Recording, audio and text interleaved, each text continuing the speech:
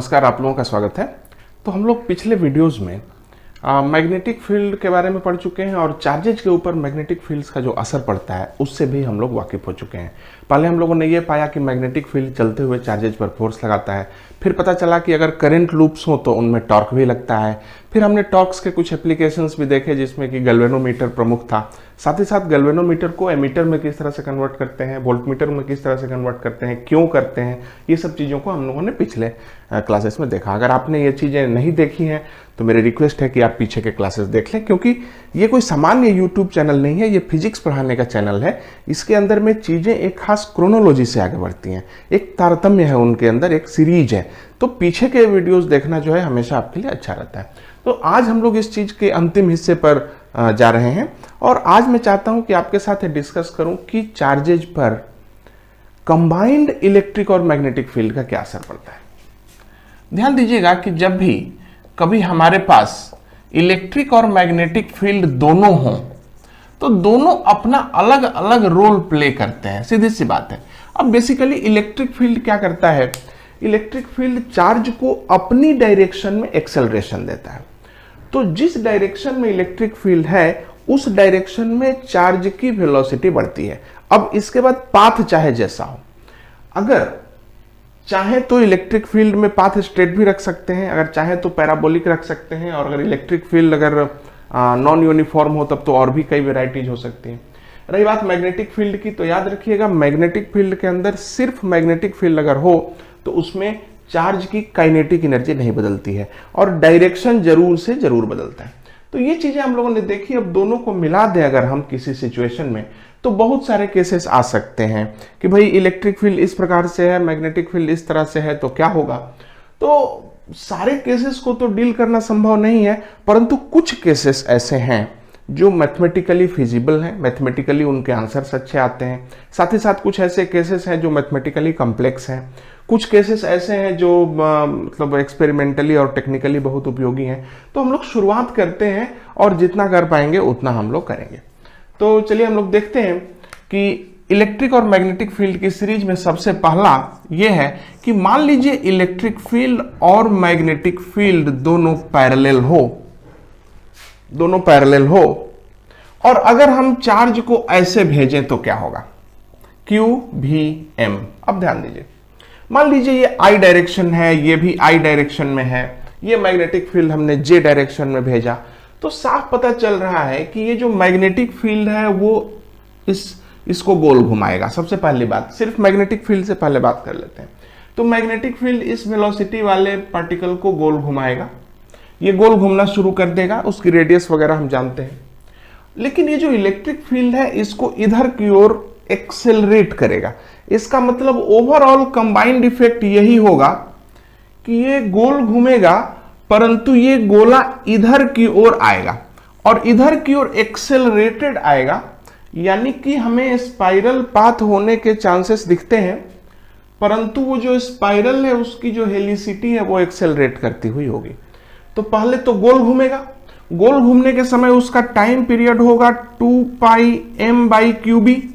ध्यान दीजिएगा, गोल घूमने का टाइम पीरियड होगा 2πm/qb और इधर की ओर जब वो बढ़ेगा तो एक्सेलरेटेड होगा, इसलिए इधर की ओर जो वेलोसिटी होगी वो एक्सेलरेटेड होगी, यानी कि होगी QE/m, ये एक्सेलरेशन है, इंटू टी, भी टी देख लीजिए यहाँ पे, v = at, यानी वेलोसिटी टाइम डिपेंडेंट होगी इस डायरेक्शन में, ये इस E की वजह से।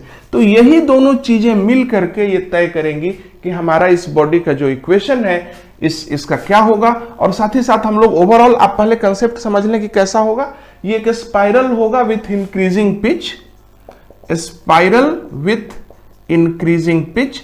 तो टाइम पीरियड आप जानते ही हैं क्या होगा, टाइम पीरियड सिंपल है और वेलोसिटी बढ़ती जाएगी। तो किस प्रकार से हम स्पाइरल का इक्वेशन लिखें, ध्यान दीजिएगा, मैंने आपको पहले कहा है कि जो मैग्नेटिक फील्ड है वो हमेशा एक्सिस होता है। तो मैग्नेटिक फील्ड के चलते कभी भी वेलोसिटी मैग्नेटिक फील्ड की ओर नहीं जाती। तो चूंकि मैग्नेटिक फील्ड I डायरेक्शन में है तो इसके चलते जो वेलोसिटी होगी वो बहुत से बहुत J और K में जाएगी, और वो भी सर्कुलर मोशन है इसलिए J में जाएगी और K में जाएगी। तो मान लीजिए at a particular time at a time, मान लीजिए थोड़ी देर के लिए कि ये जो वेलोसिटी है y एक्सिस और z एक्सिस के बीच में कोई एंगल बनाती है, मान लीजिए थीटा एंगल बनाती है, तो उस मोमेंट पे आप लिख सकते हैं v naught cos omega T in the j direction plus v naught sine omega T in the k direction. ध्यान दीजिएगा, ये दोनों सर्कुलर मोशन को रिप्रेजेंट करते हैं और ये सर्कुलर मोशन j और k में है। j और k माने इस तरह से है। और रही बात उधर जाने की, तो उधर जाने की वेलोसिटी ये रही QE by m t in the I direction. तो इस तरह से हम देख सकते हैं कि वेलोसिटी का तो सीधा सीधा फॉर्मूला हमें मिल गया है, v equal to QE by m t I direction plus v naught cos omega को आप जानते हैं ओमेगा QB बाई एम होता है, मैंने आपको पहले भी बताया है, QB by m t j plus v naught sine QB by m into t के, ये वेलोसिटी रही। अगर आप इसको डिफरेंशिएट कर देंगे टाइम के रिस्पेक्ट में तो एक्सेलरेशन मिल जाएगा। अगर आप इसको इंटीग्रेट करेंगे टाइम के साथ और लिमिट लेंगे, जो भी दी गई लिमिट होगी, तो आपको पोजीशन भी मिल जाएगी टाइम डिपेंडेंट। इस तरह से केस बहुत कठिन नहीं होते हैं मैथमेटिकली, और ऑब्जेक्टिव सवालों का जमाना है। अगर आप बोर्ड की परीक्षा दे रहे हैं तो इतना बहुत है आपके लिए, मुझे नहीं लगता कि इतना भी करना पड़ेगा। और अगर आप ऑब्जेक्टिव परीक्षा दे रहे हैं तो उसमें इतने आपको सोल्व नहीं करने हैं, सोल्यूशन दिया हुआ रहता है, आपको पकड़ना पड़ता है कि कौन सा आंसर होगा हमारा सही। तो इस तरह से हम देख रहे हैं कि अगर E पैरेलल टू B हो और परपेंडिकुलर वेलोसिटी हो तो इंक्रीजिंग पिच वाले स्पाइरल मोशन मिलेंगे। लेकिन अगर सिर्फ मैग्नेटिक फील्ड होता और उसमें तिरछा जाते तो हमें स्पाइरल मिलता विथ कांस्टेंट पिच, जो हम लोगों ने पिछले क्लास में पढ़ा हुआ था। तो हम लोगों ने एक को देख लिया, जैसे E parallel to B, V perpendicular to them. चलिए हम लोग दूसरा इंपॉर्टेंट केस लेते हैं। दूसरा जो केस है वो बड़ा ही इंपॉर्टेंट है, ध्यान दीजिएगा। दूसरा केस है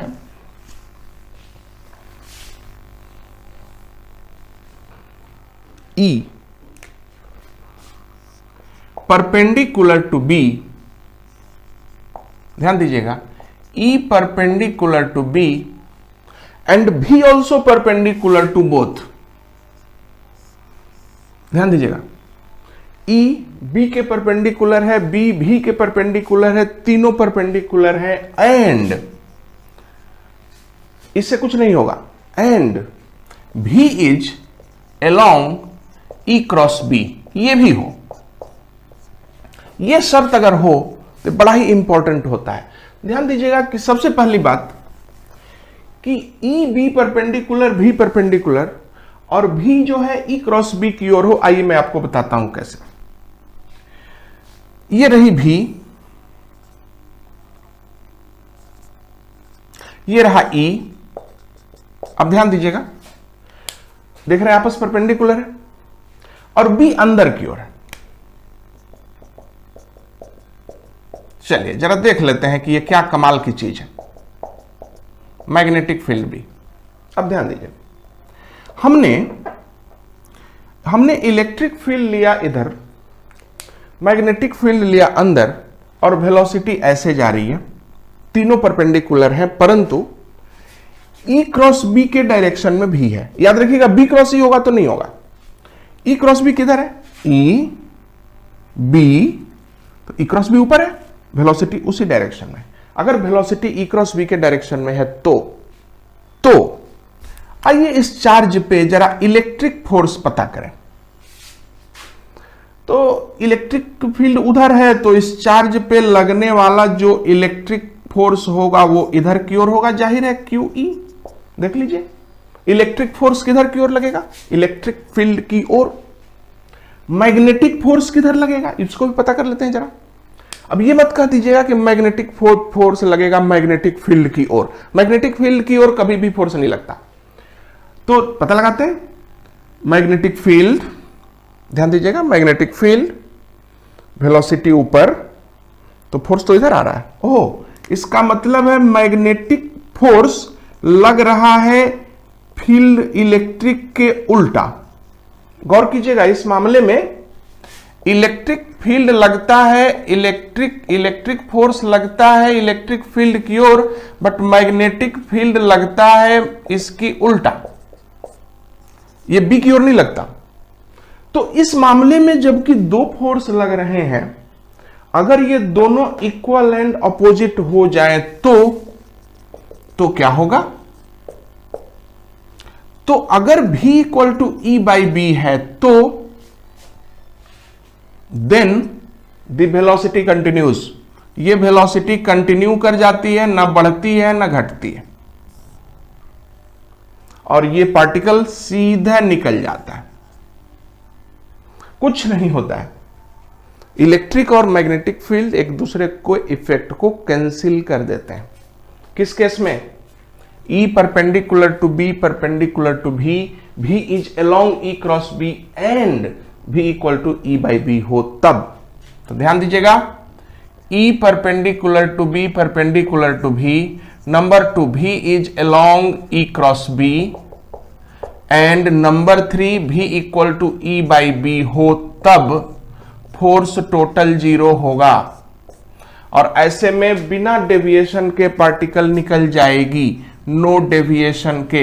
इसलिए ध्यान दीजिएगा, कभी कभी ऑब्जेक्टिव सवाल आते हैं कि भाई एक एरिया ऐसा भी है जिसमें इलेक्ट्रिक फील्ड भी है, मैग्नेटिक फील्ड भी है, is it possible that particle undeviated निकल जाए? बिल्कुल, इस केस में निकल जाएगा। इस पर्टिकुलर केस को हम कहते हैं वेलोसिटी सेलेक्टर। आप देख सकते हैं कि एक पर्टिकुलर वेलोसिटी ये वाली, इसी को सेलेक्ट करके इसने अनडेविएटेड भेजा है। इससे कम वेलोसिटी और ज्यादा वेलोसिटी वाली दोनों पार्टिकल्स फंस जाएंगी। कैसे? जिस वेलोसिटी का इलेक्ट्रिक जो वेलोसिटी इससे कम है, if velocity is less than e by b, ध्यान दीजिएगा, अगर ये ई बाई बी से कम है तो क्यू ई तो ठीक है, लेकिन क्यू भी कम होगा। ये पार्टिकल का ये वाला फोर्स कम हो जाएगा क्योंकि ये वाला फोर्स अच्छा रहेगा। ध्यान दीजिए कि E बाई बी से कम अगर होगा तो ये वाला फोर्स ज्यादा बढ़ जाएगा। यस, ठीक है। हाँ, E बाई बी से कम रहेगा ना? हाँ, ठीक है। वेलोसिटी अगर कम होगी तो ये वाला फोर्स कम रहेगा, तो ये जो पार्टिकल है it will turn towards electric field. And अगर भी E बाई बी से बड़ा हुआ then particle turn towards B, and if it is E by B then it goes straight। तो याद रखिएगा इस केस को, ये बहुत ही इंपॉर्टेंट स्टेप है। तीनों कंडीशंस फुलफिल होनी चाहिए, वेलोसिटी इतनी होनी चाहिए। अगर वेलोसिटी E by B नहीं है तो बेकार का केस है, इसका कोई प्रैक्टिकल उपयोग नहीं है। तो ये जो वेलोसिटी है E by B वाली, वो सीधे चली जाती है। असल में क्या होता है कि न्यूक्लियर फिजिक्स के एक्सपेरिमेंट्स में हम जब पार्टिकल्स को प्रोड्यूस करते हैं किसी एक्सपेरिमेंट से, मान लीजिए किसी ऑसिलेटर से या कहीं से भी हमने पार्टिकल्स को बनाया, तो उन पार्टिकल्स की वेलोसिटी अलग अलग होती है। हमें अपने एक्सपेरिमेंट के लिए एक ही पर्टिकुलर वेलोसिटी के पार्टिकल्स की जरूरत होती है। तो हम क्या करते हैं, जितनी वेलोसिटी की जरूरत होती है उतनी ही वेलोसिटी का E बाई बी सेट करते हैं, और हमें वही वेलोसिटी वाले पार्टिकल आगे जाते हैं, बाकी के सारे पार्टिकल इधर या इधर छटक जाते हैं, और हमें सिर्फ एक स्ट्रीम ऑफ पार्टिकल्स मिलती है जिसकी particular velocity E by b है। अगर आपको पार्टिकल की वेलोसिटी थोड़ा ज्यादा चाहिए तो फिर से ये दूसरा इलेक्ट्रिक मैग्नेटिक फील्ड का सेटअप चेंज कर दीजिए, आपको दूसरी वेलोसिटी मिलने लगेगी। एज फॉर एग्जांपल, जैसे हम लोग यहाँ पे एग्जांपल ले लें, यह इलेक्ट्रिक फील्ड है 6 न्यूटन पर कूलम, और यहाँ पे मैग्नेटिक फील्ड है, ये हम आप लोग अभी नहीं जानते हैं बी का वैल्यू कितना है। क्वेश्चन ये है कि if we want only a stream of particles having velocity 2 meter per second, what should be B? आपको यहां से पार्टिकल सिर्फ 2 मीटर पर सेकेंड वाले ही चाहिए। तो यहां से मान लीजिए कि हमने कुछ पार्टिकल भेजे जिनका वेलोसिटी जो था 2 से कम है, 2 से लेके मान लीजिए 0 से 10 के बीच में। तो अगर हम इलेक्ट्रिक फील्ड 6 रखते हैं तो वेलोसिटी का फॉर्मूला हुआ हमारा E बाई बी। आपको वेलोसिटी 2 चाहिए तो 2 बराबर होगा 6 बाई बी, यानी B का फॉर्मूला हुआ 6 बाई 2 यानी 3 टेस्ला। अगर B का वैल्यू आप 3 टेस्ला भर देंगे तो यहां से 2 मीटर पर सेकेंड वाले पार्टिकल सीधे निकल जाएंगे। लेकिन 2 से कम वेलोसिटी वाले जो पार्टिकल्स होंगे उनका मैग्नेटिक फील्ड का फोर्स कमजोर पड़ जाएगा और इसीलिए वो इधर की ओर निकल जाएंगे। ध्यान दीजिए, 1 मीटर पर सेकेंड, 1.5 मीटर पर सेकेंड, है ना, तो 1.8 मीटर पर सेकेंड, ये ऐसे निकलेंगे। लेकिन जैसे जैसे पार्टिकल की वेलोसिटी 2 की ओर आएगी वो सीधा निकलेंगे और 2 से ज्यादा वाले इधर निकलेंगे। तो आप देख सकते हैं कि ये 3 मीटर पर सेकेंड, 4 मीटर पर सेकेंड, 6 मीटर पर सेकेंड के पार्टिकल्स भटक गए और सिर्फ 2 मीटर पर सेकेंड वाला पार्टिकल टारगेट पे चला जाएगा। अगर आपको लगता है कि नहीं नहीं हमें 2 नहीं चाहिए, हमें 3 चाहिए, आप इस मैग्नेटिक फील्ड को बदल दीजिए। मैग्नेटिक फील्ड का वैल्यू ऐसा ले लीजिए कि वो 6/3 हो, यानी कि 2 टेस्ला। जैसे ही आप मैग्नेटिक फील्ड का वैल्यू 2 टेस्ला करेंगे, ये 2 नहीं बल्कि 3 मीटर पर सेकेंड वाले पार्टिकल वहां पे निकलेंगे और बाकी सारे लोग इधर से उधर छट जाएंगे। तो याद रखिए कि इस एक्सपेरिमेंट को, इस सेटअप को हम लोग वेलोसिटी सिलेक्टर के नाम से जानते हैं। ये बहुत सारे पार्टिकल्स की स्ट्रीम में से एक खास वेलोसिटी के पार्टिकल्स को चुनने में सक्षम है। ये एक्सपेरिमेंटल फिजिसिस्ट जो है इसको यूज करते हैं, बहुत पॉपुलर मशीनरी है और थियरी भी बहुत ही इंटरेस्टिंग है। तो ये हम लोगों का एक इस्तेमाल हुआ वेलोसिटी सिलेक्टर का। अब आइए हम लोग एक दूसरे सिस्टम पे ध्यान दें। क्या हमारे पास कोई ऐसा सिस्टम है कि हम लोग अलग अलग मास वाले या अलग अलग वेलोसिटी वाले इस तरह के पार्टिकल्स को भी चुन सकें? जैसे कि आप देखते होंगे कि जैसे आपने पढ़ा होगा न्यूक्लियर फिजिक्स के अंदर में कि भाई यूरेनियम 238 होता है, वो ज़्यादा होता है, उसमें से यूरेनियम 235 को चुना जाता है। तो क्या करते हैं कि भाई एटम्स निकाल लेते हैं आप, 238 के एटम्स को 235 के एटम से कैसे आप तोड़ सकते हैं? इसी बात से टूटता है। ध्यान दीजिएगा, मान लीजिए यहाँ पे मैग्नेटिक फील्ड आपने लगा दिया। मैग्नेटिक फील्ड बहुत बेहतर फिल्टर है। मान लीजिए आपने यहाँ मैग्नेटिक फील्ड लगा दिया और यहाँ पे आपने स्ट्रीम भेजा, यूरेनियम 235 और यूरेनियम 238 दोनों को भेजा। एक पर्टिकुलर वेलोसिटी दोनों को दे दीजिए, दोनों में आपने सेम वेलोसिटी डाल दी मान लीजिए, क्योंकि एक साथ कई चीजें वेरी ना करें आप। तो R का फॉर्मूला आप जानते हैं mv/qb या p/qb या 2mke/qb। तो इसमें से कौन सा फॉर्मूला आपको यूज करना है, आपको गौर करना पड़ेगा। तो अगर आपको पर्टिकुलरली ये करना है, आइए हम चुन लें, इनका मास अलग है तो सेम वेलोसिटी दे दिया जाए। मान लीजिए, सोच लीजिए, सेम वेलोसिटी दीजिएगा। तो एक भारी है और एक हल्का। अब देखिए, आपने तो चार्ज दोनों का सेम ही है, B यानी कि मैग्नेटिक फील्ड तो सेम ही है, मास अलग है, वेलोसिटी सेम ही रखी आपने। तो जब ये जाएगा तो बड़ा मास वाला बड़ा रेडियस बनाएगा, ये बड़ा रेडियस बनाएगा, और छोटा मास वाला छोटा रेडियस बनाएगा। यानी यूरेनियम 235 इस रेडियस पे वापस आएगा और यूरेनियम 238 इस रेडियस पे वापस आएगा। तो आपको नहीं लगता कि आपने उसको सेपरेट कर लिया?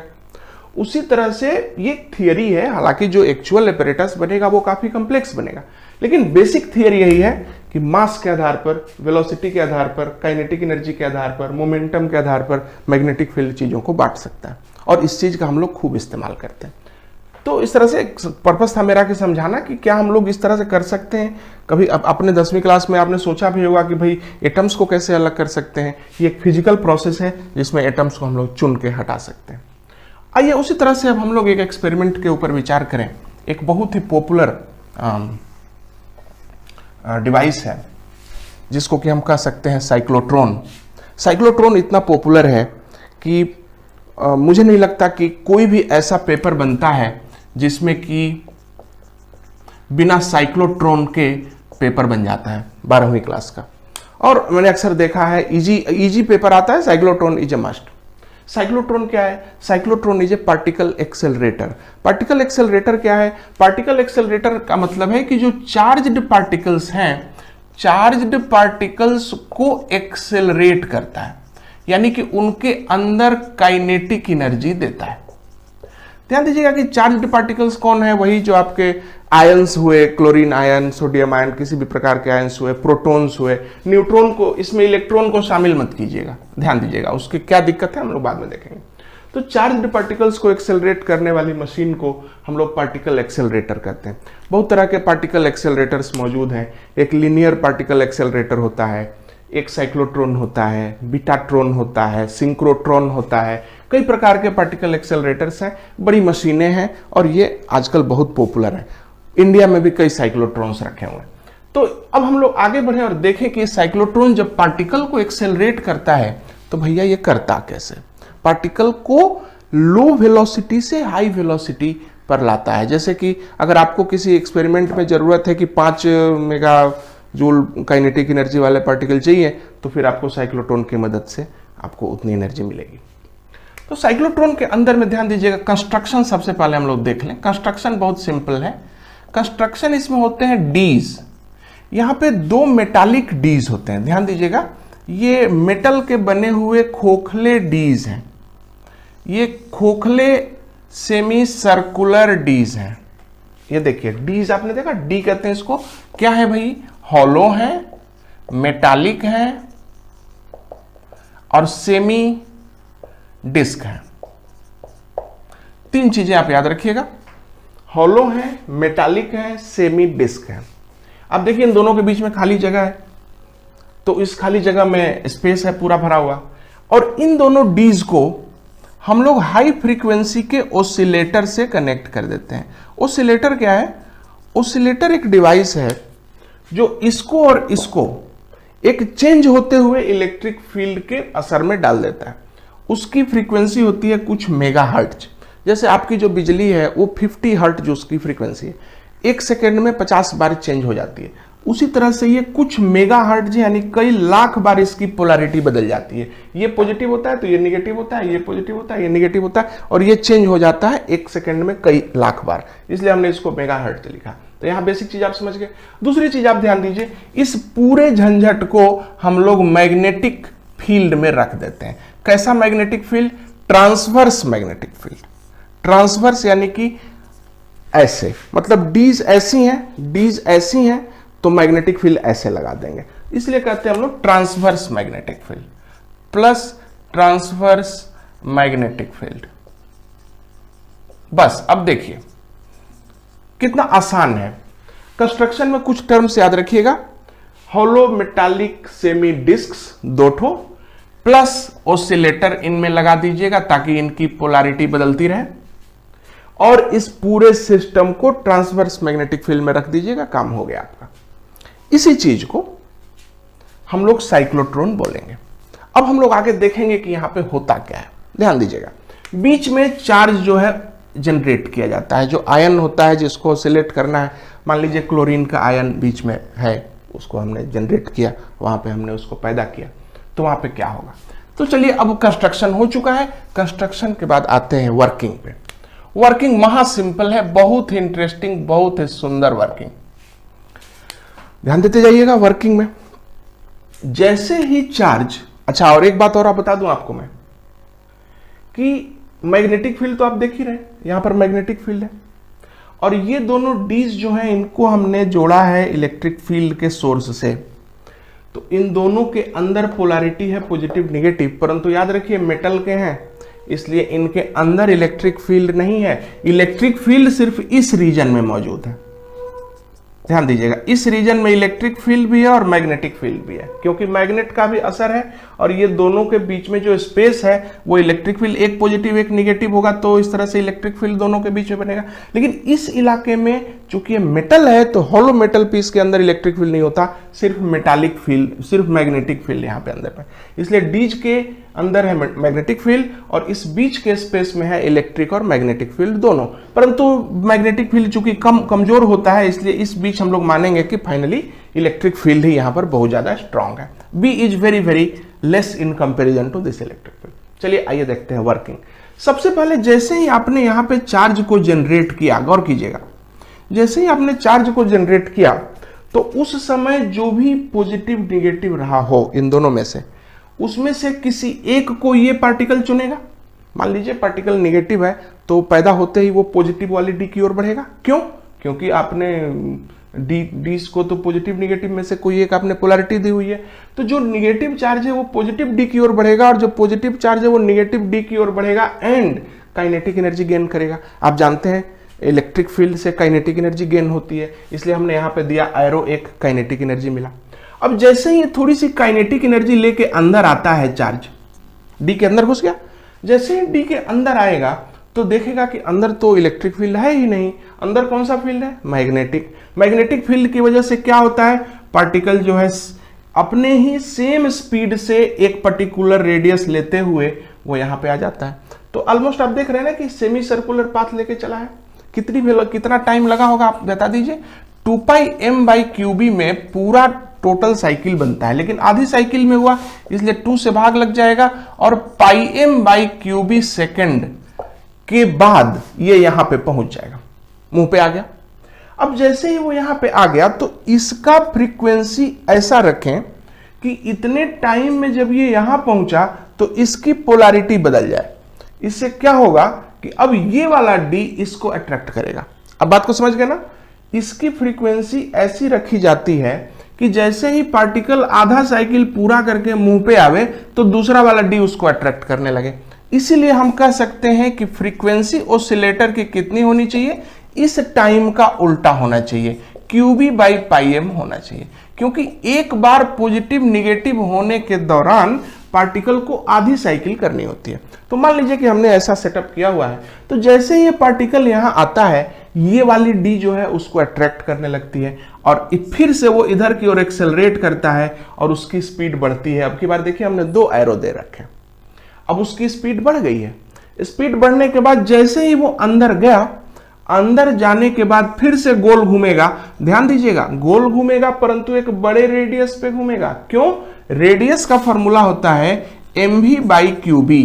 चूंकि आपका v बढ़ गया है तो इसलिए आप बड़े रेडियस पे घूमेंगे और एक बड़े रेडियस का पाथ लेते हुए फिर ये यहां पे आएगा, परंतु टाइम तो उतना ही रहेगा क्योंकि टाइम पीरियड न तो रेडियस पर और न ही वेलोसिटी पे डिपेंड है, इसलिए उतना ही टाइम फिर से लेगा और πm/qb यहां भी लेगा, t = πm/qb यहां भी लेगा और ये मुंह पे आ जाएगा।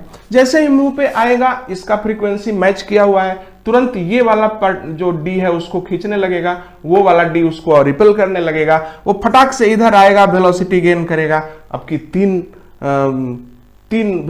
तीन हमने एरो दे दिए ताकि और वेलोसिटी हो गई। फिर अंदर घुसेगा तो फिर बड़े रेडियस को ऐसे उठाएगा, फिर वो ऐसे करके आगे बढ़ेगा, फिर यहाँ पे आपने फ्रीक्वेंसी, तो इस तरह से कंटिन्यू करता रहता है, वो और बड़े रेडियस में जाता है और इसके बाद जब आपको लगे कि भाई वेलोसिटी काफी है तो निकाल लीजिए उसको वहां से।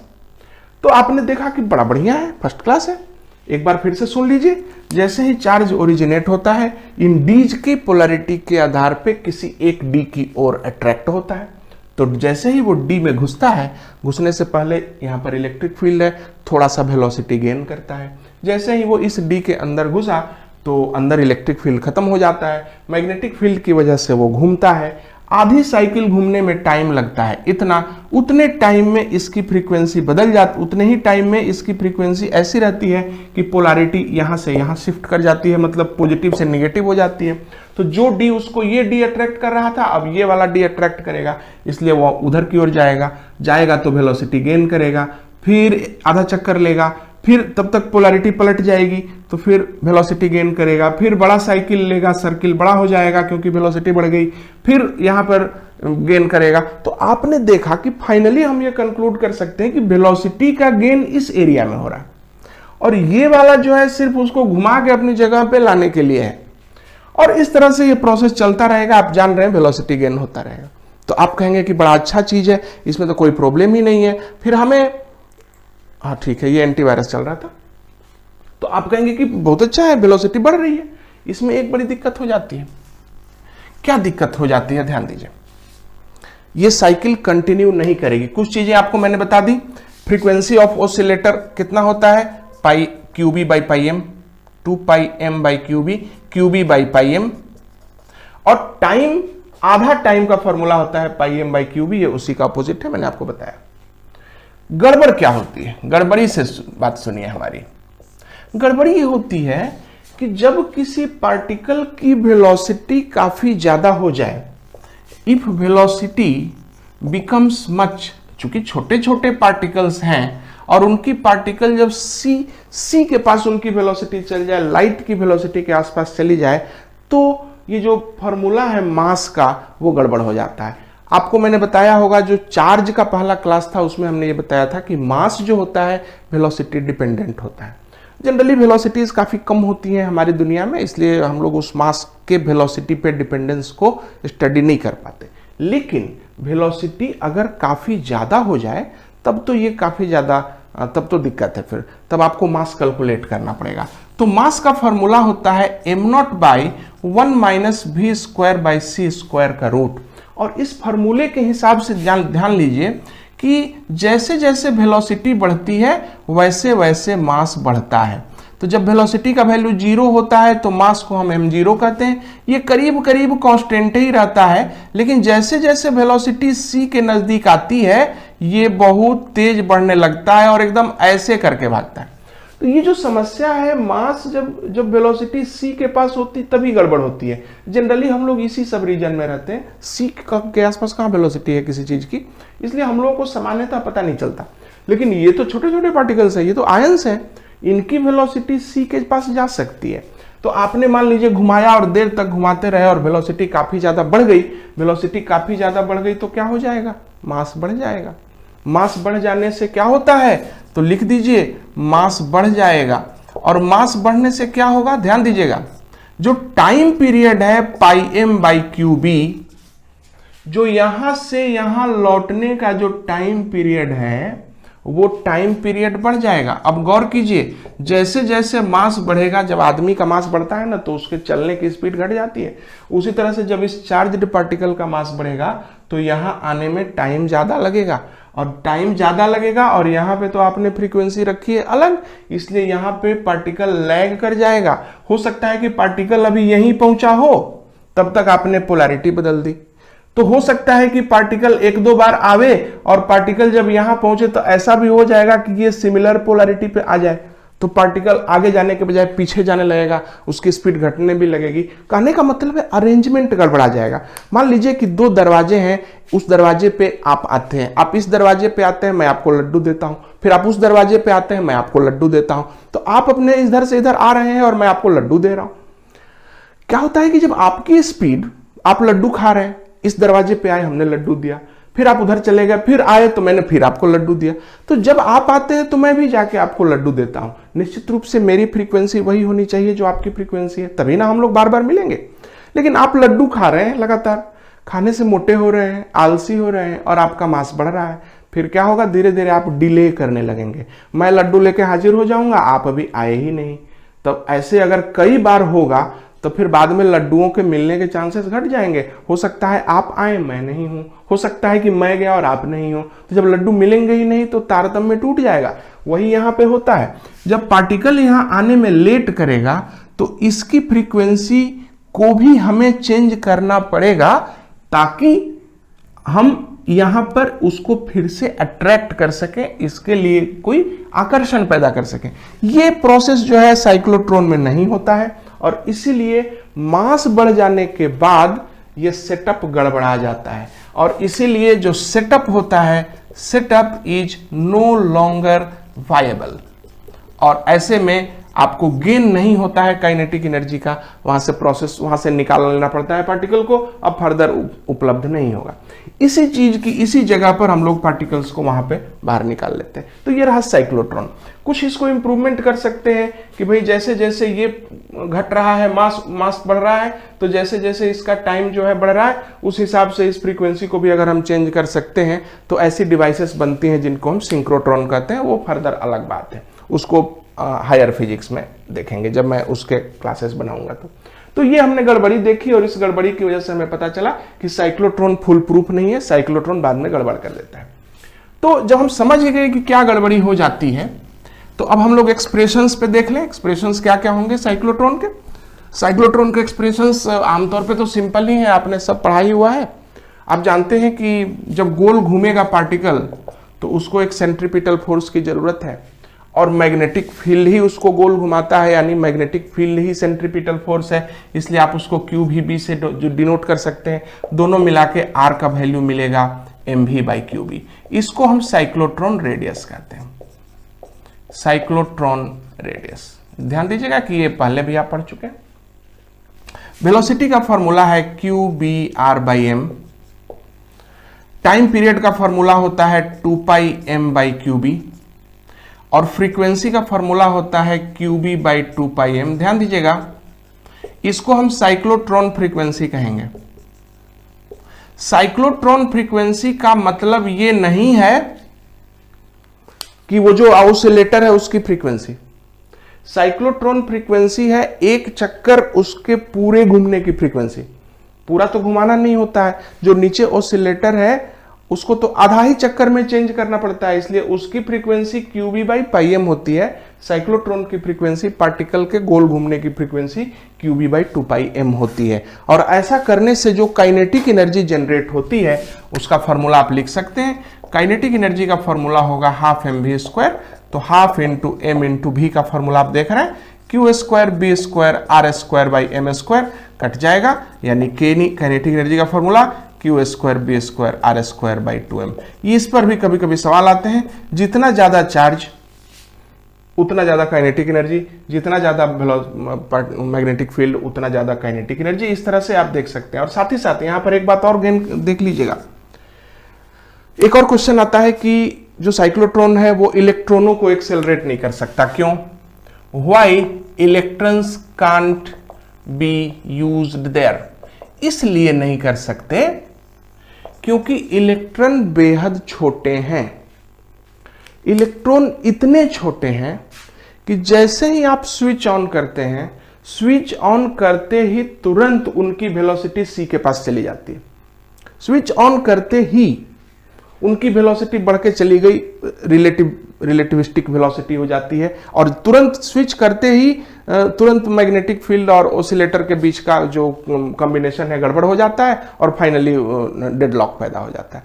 इसलिए वो स्विच ऑन करते ही गड़बड़ हो जाता है। बिल्कुल वैसे ही कि मैं यहां से चाकू गिराऊंगा तो कितना चांस है कि मैं अपने हाथ को हटा लूंगा? अरे चाकू गिरेगा तो तेजी से गिर सकता है, हो सकता है मेरे हाथ पे गिर जाए, टाइम ही नहीं दे रहा।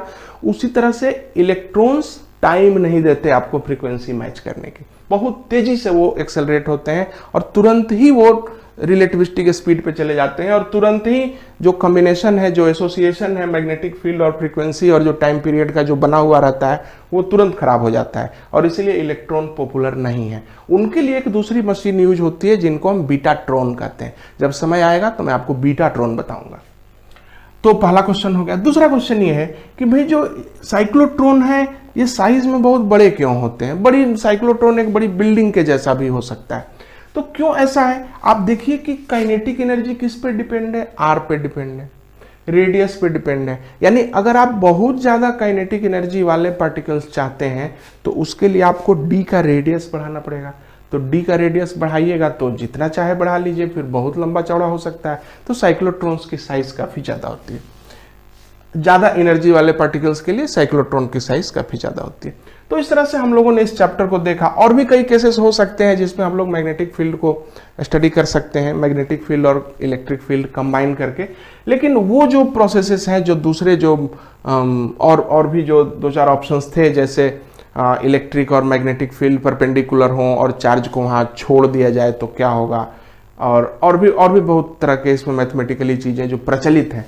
परंतु ये जो क्लास है उस क्लास में हम लोग उसको डिस्कस नहीं कर सकते, क्योंकि एक पूरा जो वीडियो है वो एक ही डिस्कशन ले लेगा, और परीक्षाओं में भी सामान्यतः नहीं आता है। छोटी छोटी चीज़ें हैं जो वहाँ पे मायने रहती हैं। इसलिए मैं चाहता हूँ कि इस वीडियो को यहाँ पे रोक लूँ, और हम लोगों ने इसी के साथ मैग्नेटिक फील्ड का दूसरा पार्ट भी कंप्लीट कर लिया है।